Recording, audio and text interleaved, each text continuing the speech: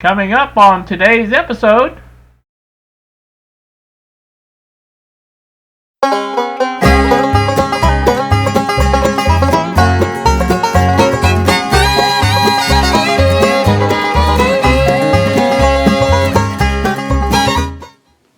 good Thursday morning to you all, YouTube. It is 8:45 now in the AM here at the bench once again. And yes, this is DERB, so that's where we should be.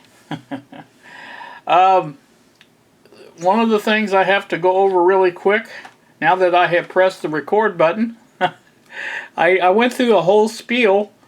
Spiel, I love that word. Before I pressed the record button. You know, it's kind of early for me, so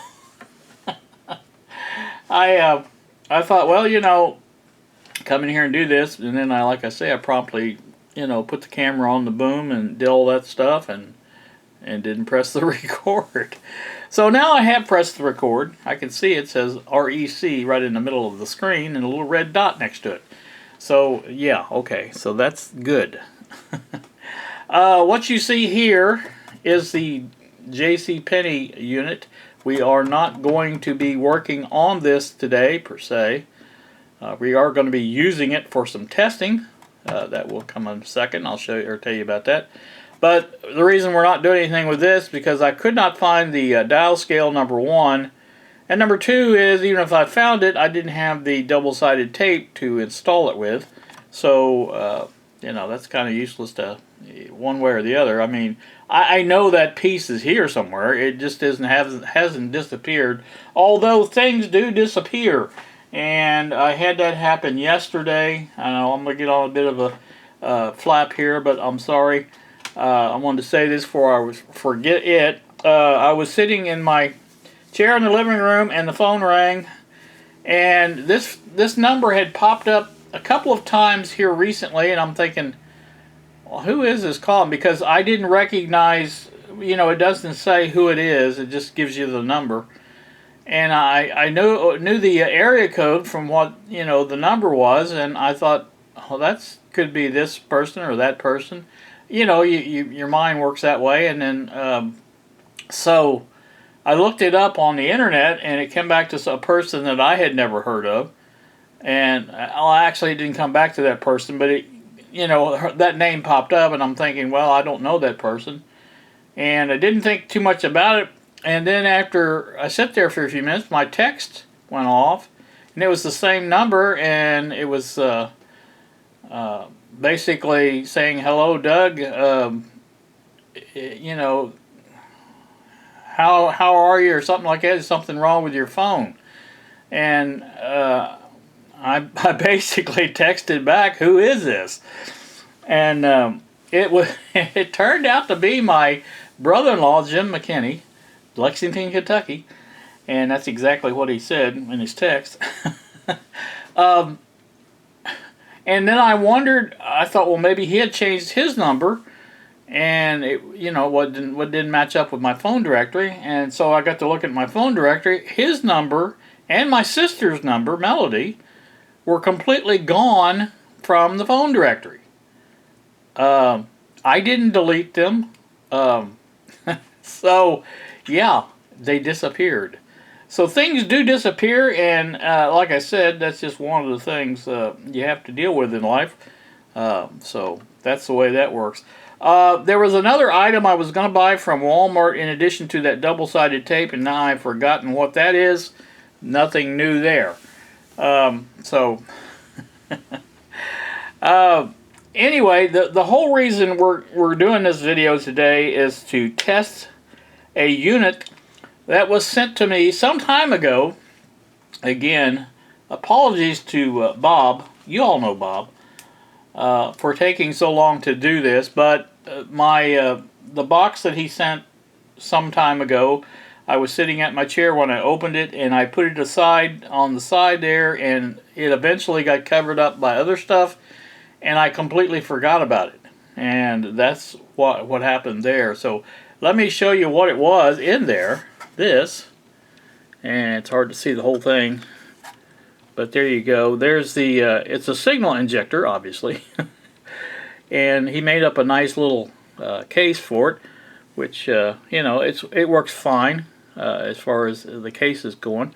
There's the battery compartment down here, 9-volt battery, and this is supposed to, and that's one of the things we're going to test, but this is supposed to put out a around 455 kilohertz RF signal modulated with a basically 1,000 hertz tone, and that's part of the things it does. And also it puts out that tone by itself in audio if you need to use it for injecting into an audio or amplifier to test that. So we're going to be testing that today and seeing just how well this thing works. Now Bob says I don't know if you noticed, but there is no wire coming out for a ground connection. Bob says that's not necessary. So, all right, that's what, if he says so, I believe it, because Bob knows what he's talking about. And, you know, when you don't have my, I know he doesn't make videos anymore, and you don't have my word to take on that, but he does know what he's talking about. And, you know, every time I say, you know, he's not making videos anymore, he pops up and says, well, I've been working on one. So maybe he is. I don't know. We're certainly hoping for another video out of Bob. And he has been talking about making one on KiCad. And if that happens, I will be happy. Everybody else will be too, I'm sure. But anyway, that's what we're going to be looking at. And we're going to stick a battery in this and turn this JCPenney unit on in AM mode and just see what happens. I'm a little skeptical. There's no ground connection, but you know, again, I trust Bob. Let me stick a battery in this thing real quick, and we'll turn it on AM radio. I've already got it set up. You guys can hear the hiss maybe in the background. I don't know. Sometimes that radio or that those speakers don't come in really good. Now, I will say, one of the things I do not care for on this, and this is easily correctable. This is only a prototype, guys, so don't take anything I say too seriously. I'm just telling you how I feel about things. Bob is a little bit different than me. He likes things simple like this, where you just connect the battery to it and it's operational and there's no on-off switch. I like an on-off switch because I like to leave the battery in there, and after I'm done using it, turn it off and not have to install a battery every time. And so that's just the difference in people. Actually, the first one he sent me that does this is this one here, and this one has actually a battery connector on it. I don't know if you can see it there, and it has a ground loop or ground wire. We may even play with this one and see what this does. But again, this is the first prototype he sent, and that was even longer ago. So, like I said, it is something that's overdue as far as something I've been meaning to do, and so let me get this hooked up. And I'm not going to put the top back on it because I'm obviously going to have to take the battery back out. So it stays in there pretty good. I'll show you that. There you go. The battery's in there like that. So here you go. It is in there. Now I'm going to there's the antenna. Let's look at the antenna down here. There is the antenna, the loop stick for this. Oops. I don't know how well you can see that, but my camera has just decided to turn on its own. And we're going to fix that. There we go. Now, get that back around there a little bit. Alright, so there you go. There's the, we're going to take and put this down on the antenna, or I should say. Oop, wait a minute. How about that? That works. Let me turn it up a little bit.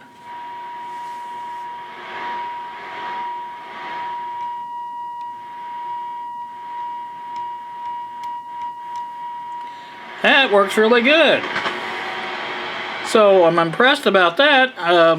Like I say, I didn't really think it would be that strong, but it is. Obviously, you can touch it and get a good connection. But again, just getting it close gives you a connection to it. which is kind of neat. So I'm happy that works. Very happy. I don't know how well.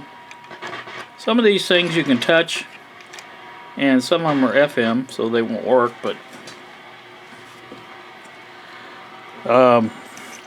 some of these things you can get in there and just get close to things. Let's see if I can get you down where I'm at. I'm just basically putting it in here. You can see there I'm touching an IF can, and it does give you a little signal indication. So, but like I said, it does work there. You can hear it does work. So let's see if I can get to the. I can't get to the.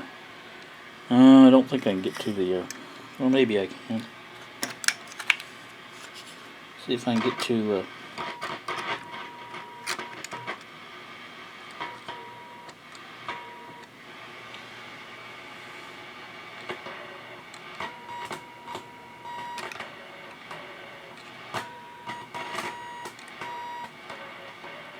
Touching the wiper, actually all three connections of the volume control.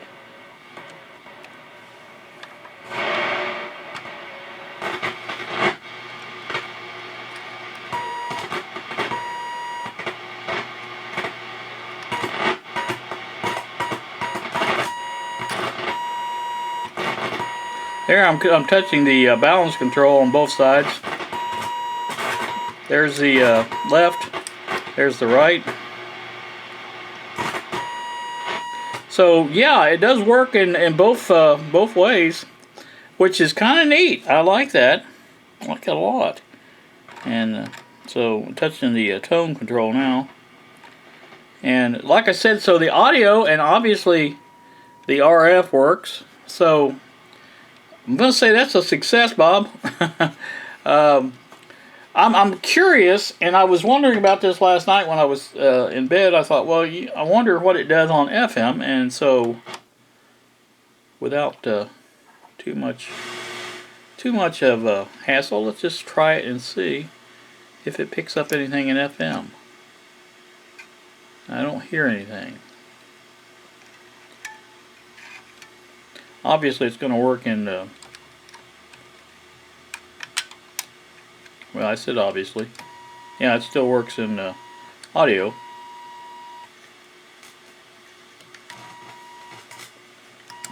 That's the high side of the volume control on the right channel, obviously. So I can't get to the back part of the pot to do the left, but that was the volume control. So yeah, it does work. Now again, FM, I'm not really sure. I think it would probably have to be a 10.7 megahertz signal to do the same thing. That's a little bit more difficult to accomplish in a simple design like this. So obviously, this is probably more useful for audio and on AM radio. I would think that would be my guess on that. But again, like I say, it works just fine on AM. Again, there you go. Just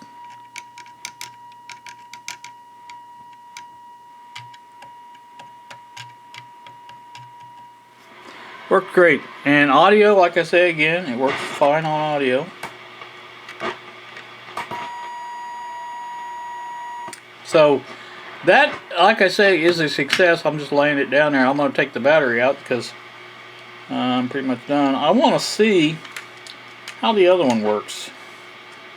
The original. Get this battery out. And so that's something we're going to probably be offering on the website. Now, Bob made two of these, by the way. One's fancy and one's just plain. But so he did provide me with two of those. And again, the original, which I'm going to be hooking up with the aid of the battery connector. Now, one of the reasons I like this design better because it uses this type of situation where you just unplug it and you don't have to actually put the battery in or whatever, and it does work that way. Now this Now you can hear it, but not quite as strong as the other one. And again, this one has a connector for ground. So I'm going to see if we can find a ground here. Connect that up and just see if that makes any difference in our signal strength. Of course, it'll take me an hour to find a ground somewhere within this mess. Millibahess. Do. Probably a ground sticking out right in front of my face and I can't see it. I'm going to put it right on the earphone, microphone jack, whatever. And I think that should be ground. I think.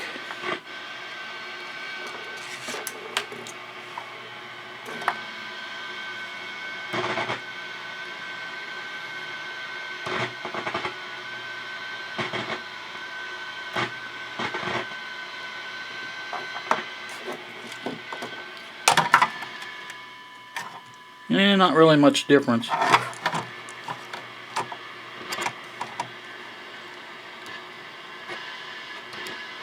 Alright, let's try this on the audio and see how it works.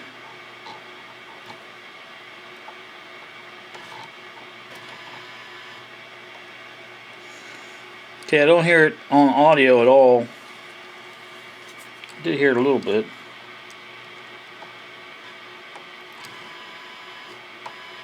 Hear it a little bit. It's not near as good as the other one though. I don't know what the difference is.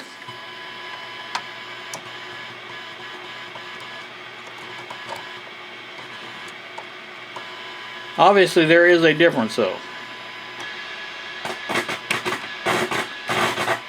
Okay, grounding that makes a little difference, but it just sort of takes some of the noise out of it, that's all it does. So not a big deal there. But anyway, that does work. Just not as good as the other way. And then this happened, so. Prototypes. Some of the good stuff you find out with prototypes. But that's how you learn. And I think that's an excellent thing. So we're going to call that a success with the original, or with the first one I tested. Again, I didn't test the second one. I guess we could do that as well. This is the plain Jane, no name version, for lack of a better term. And it has similar connection. You just put the battery on and let her go. I'm going to hold it. So that works the same. I'm sure it's exactly the same type of thing inside. It's just, like I say, it doesn't have any fanciness to it. That's when I touch the audio, that's what you hear. So I haven't played around the audio over here, but you can hear me touching some components over here. These are cap cases, stuff like that. That does produce audio, so that's good, real good. Let's see, here's some of the inputs. I think maybe those are not inputs. Okay, yeah, these are inputs. You'd have to have it on the right one. See if I can do that.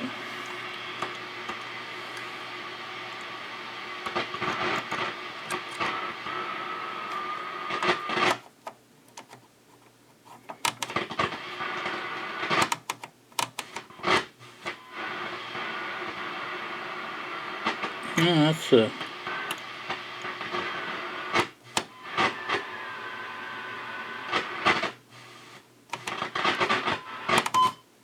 it is. Obviously.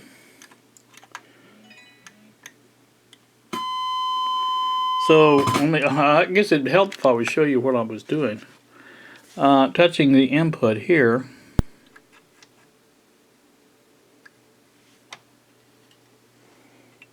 I was. There it is. I don't know what I'm on. Whatever I'm on is what that is. So I don't know. whatever that one is what that is. So let me see on the panel what that is, what input that is. That looks like, it says FM stereo. I don't think that would be FM stereo. Oh no, I'm on the other end. 8-track. Okay, that's the 8-track. No, not the 8-track. Cassette. Okay, that's the cassette. But anyway, that tells you what that is. So, like I said, that would be one of the inputs, left or right. I don't know which one it is, but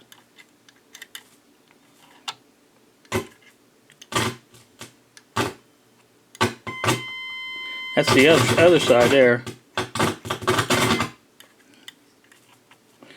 I can't see. The camera's right in my face. I can't see. Okay, so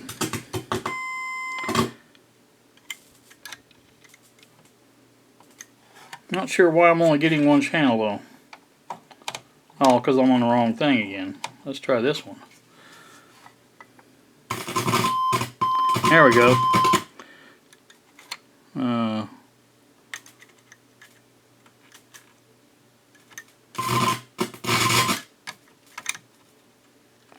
Just only getting one channel on that. So that's the cassette. This is the 8-track here.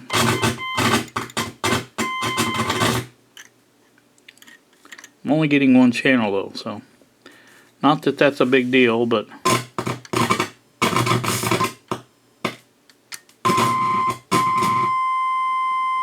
so okay, there it is right there. There's our left.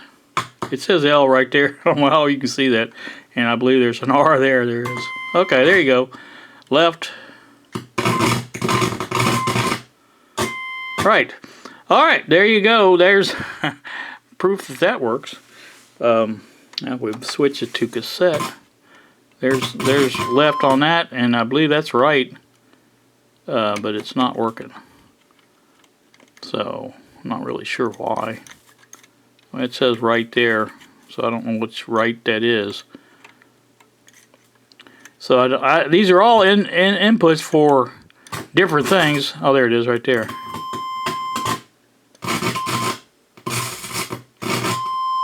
So there's our left, there's our right.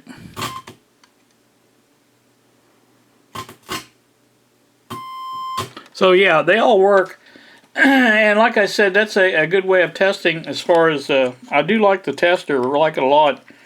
Again, my only criticism of this particular design is no on-off because I have to disconnect the battery. I'm a big believer in not leaving things connected to battery power and leaving them on because batteries tend to drain. And I don't know how much the circuit drain is. Bob could weigh in on that if he would. On the circuit drain on that and in the comments if you'd like.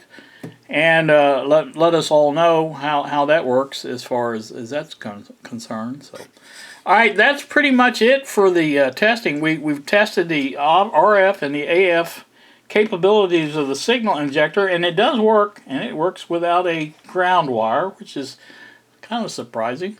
So, but again, it is what it is. And so I think Bob texted while I was over there talking away on the camera. Yes, he wanted to know if it was working. So again, like I said, this is going to be kind of a conglomeration of stuff.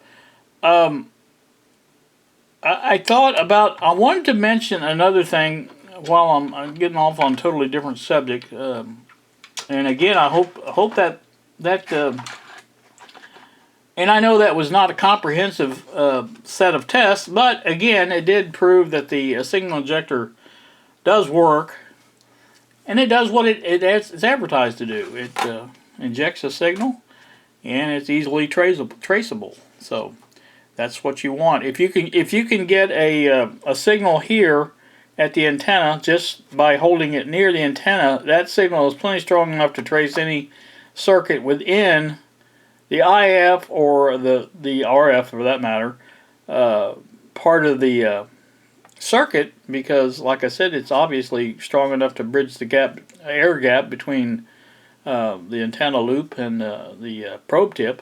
So, like I said, that's a good thing. Of course, we've heard the audio. If you make a good solid connection onto whatever you're testing, it will work just fine.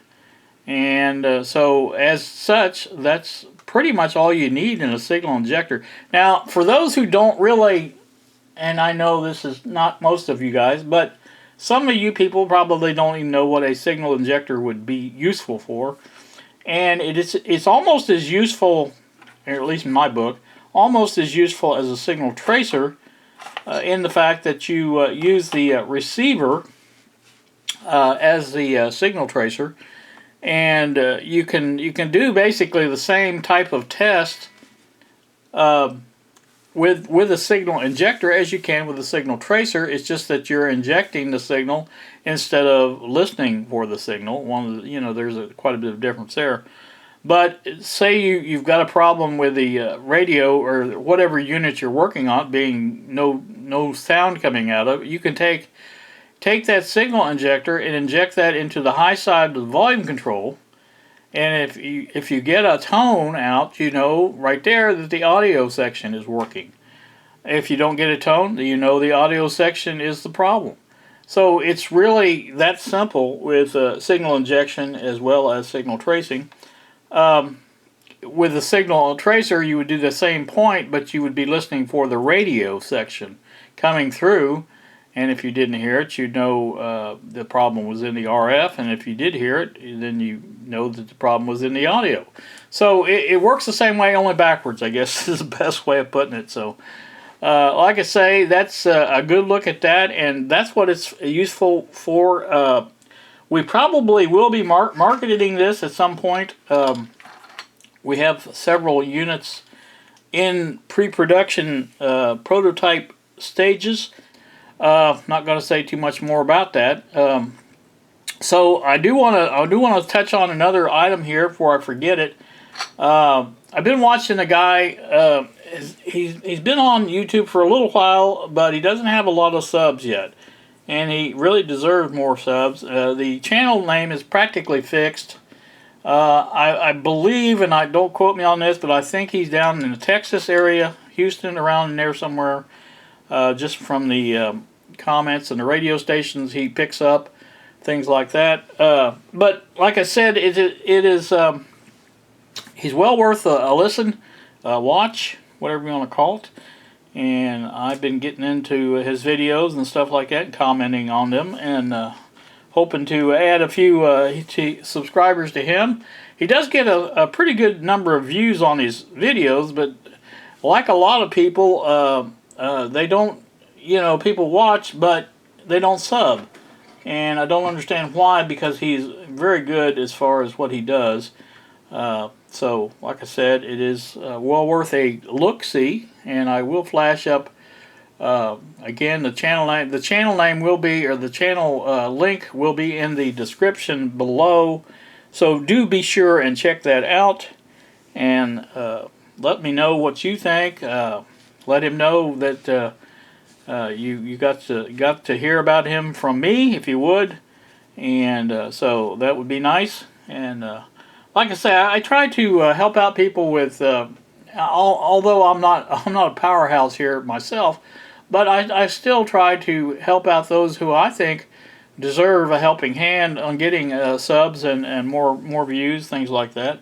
And he's one of them for sure. So be sure to check that out on YouTube. So I think that's going to do me. I'm looking at the timer on the camera. It says 30 minutes. So I don't know how long this thing records for. And so I don't want to push it too far. So I'm going to get off here. And like I said, the initial testing of the probe in signal injector is a huge success in my book. And like I said, I just want Bob to know that I did finally get around to doing this, and I apologize again for forgetting about it. But again, I've had other things come up, and those things, like I say, you get busy and doing this and that and everything else. So it's just the way it works out sometimes. So, all right, that's going to do it for our Friday video. No further explanation is necessary, I do believe. Also in that box of goodies that Bob sent was some resistors, and I'm sure need those for something. Another one of those Max 98 14 modules, and a blank signal injector board, which maybe the parts are for that. I don't know, but I'll have to populate that. And he made a couple of these, which I kind of liked. These things here.